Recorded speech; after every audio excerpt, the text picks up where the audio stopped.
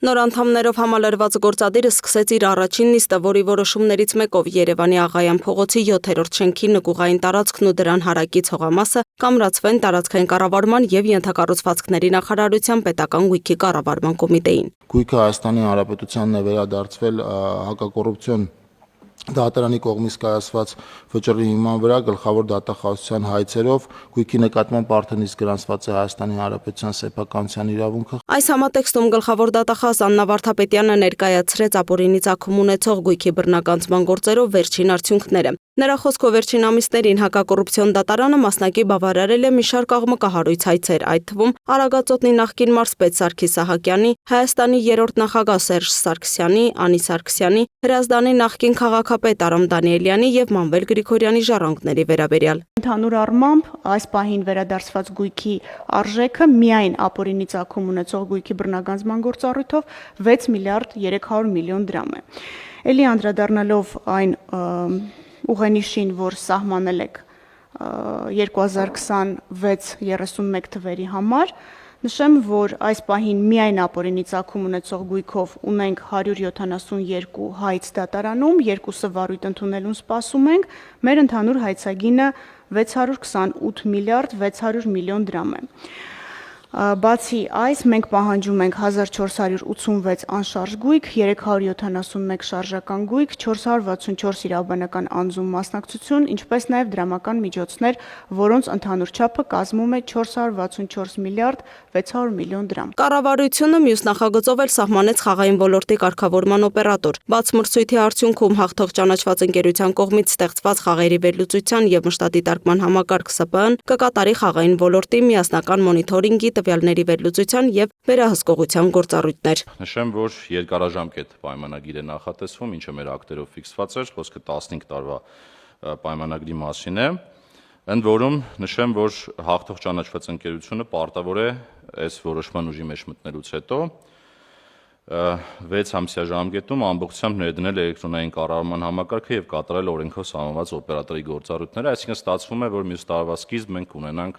ամբողջական ներդրված համակարգ, մի վերջին ամփոփում էլ նաև այս օպերատորի գործունեությունից հետո մենք մյուս տարի կգործարկենք եկամտային հարկի, շահումների եկամտային հարկի նոր հարկատեսակը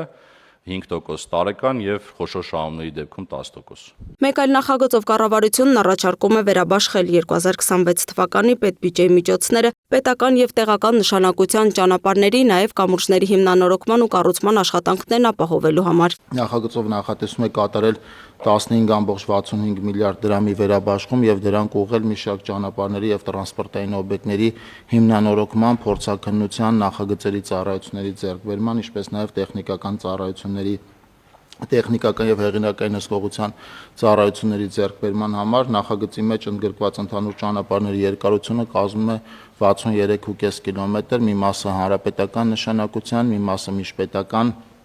եւ զգալի մասը հիմնանորոգումների մասով տեղական նշանակության ճանապարհներ են։ Միաժամանակ պարոն վարչապետ կցանկանամ նշել, որ նախորդ չզեկուցվող հարցերի երկու հարցով էլ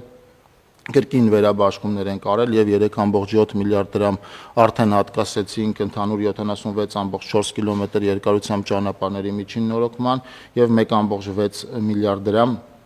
կլաստերային դպրոցներ տանող ընդհանուր 10.6 կիլոմետր երկարությամբ ճանապարհների նորոգման հիմնանորոգման համար։ Ֆինանսավորում կուղվի հանրապետության տարբեր մարզերում ավտոճանապարհների հիմնանորոգմանը, նախագծերի մշակմանը, տեխնիկական ու հեղինակային հսկողությանը։ Առանձնահատուկ ուշադրություն է դարձվել Լոռու եւ Տավուշի մարզերում հեղեղումներից հետո վնասված ենթակառուցվածքների վերականգնմանը։ Նախատեսվում է կառուցել նոր մետաղական կամուրջներ Աղթալայում, Խաշթարակում եւ Բերդի ուղղությամբ, ապահովելով անվտանգ եւ երկկողմանի երթևեկություն։ Արագածոտնի մարզում Ռեաթազա բնակավայրով անցնող հատվածում ջրահեռացման կարգավորում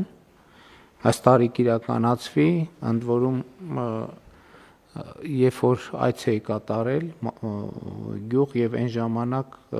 անձրևների հոսքերը լցվում են մերձագա տները եւ բակերը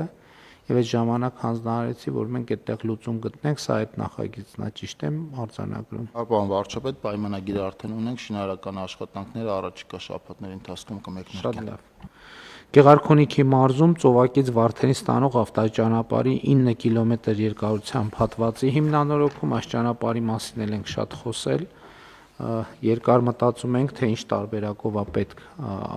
առաջ գնալ, որովհետև ի սկզբանե նախագծված է ինքը բավական մեծ բարձրություն էր նախատեսում, որը մենք հասկացանք, որ չարժի այդքան ծախս անել, որովհետև իրատեսորեն Սևան այդքան չի բարձրանալու։ Վարչապետն անդրադարձավ նաև կրթության ոլորտին, ըստ նրա այս տարի ընդունելության քննություններին անբավարար ստացած դիմորդների թիվը վկայում է, որ այս ոլորտում բարեփոխումները շատ են դանդաղում եւ այս համատեքստում կոմպրոմիսների պետք չէ գնալ։ Լուսինե Գրիգորյան, Free News, Ազատ լուրեր։